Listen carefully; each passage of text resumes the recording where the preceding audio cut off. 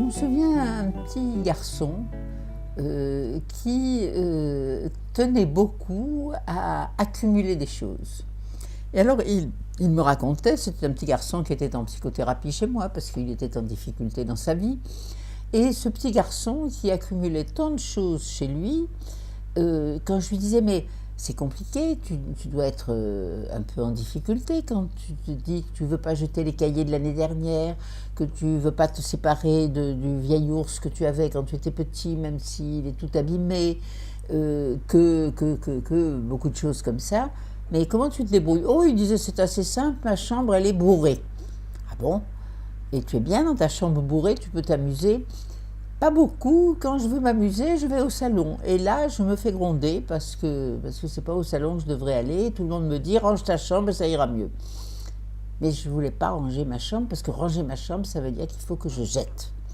Alors ça, c'était un petit garçon qui me racontait ça. Mais je pense aussi à ce jeune homme qui m'avait expliqué qu'il tenait à conserver tant et tant et tant de choses qu'il n'avait plus du tout d'espace pour se mouvoir dans l'espace qu'il habitait. Et lui, il habitait une chambre indépendante et vraiment, c'était très difficile. Il fallait qu'il enjambe toujours des paquets de livres, des paquets de lettres, etc. Car, m'expliquait-il, je ne peux rien jeter. Je lui ai dit, c'est embêtant parce que au bout de quelques années, si vous ne pouvez toujours rien jeter, comment vous vivrez? Et il disait, c'est bien ce qui m'inquiète. Mais j'ai dit, si vous jetiez, que se passerait-il? Ah non, mais je ne peux pas le supporter, c'est comme si je jetais des morceaux de moi. Ah, bon. Donc on est un peu plus éclairé qu'avec le petit garçon qui ne peut pas se séparer comme ça des choses. Le jeune homme, lui, il commence à pouvoir expliquer que se séparer des objets qu'il pourrait jeter, c'est comme s'il jetait un morceau de lui-même.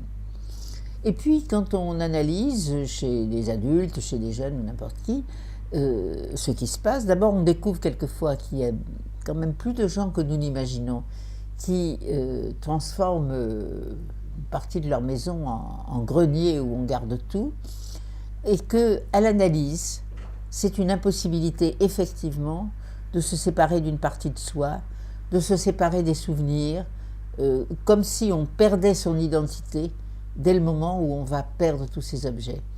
Et ça crée un état de manque terrible si je n'ai plus autour de moi tout ça qui me rassure.